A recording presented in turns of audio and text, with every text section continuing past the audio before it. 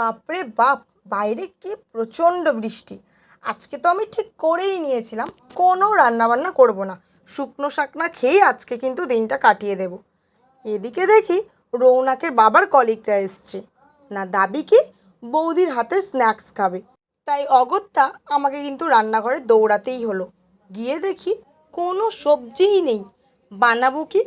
পড়ে রয়েছে কয়েকটা মাত্র আলু। ব্যাস, তখনই মাথায় আইডিয়া চলে এলো, আলুর স্ন্যাক্স বা পকোড়া খেতে অপছন্দ করে এমন মানুষ কিন্তু খুব কমই আছে। তাই চটপট কিন্তু এই আলুর পকোড়াটা বানিয়ে ফেলেছিলাম।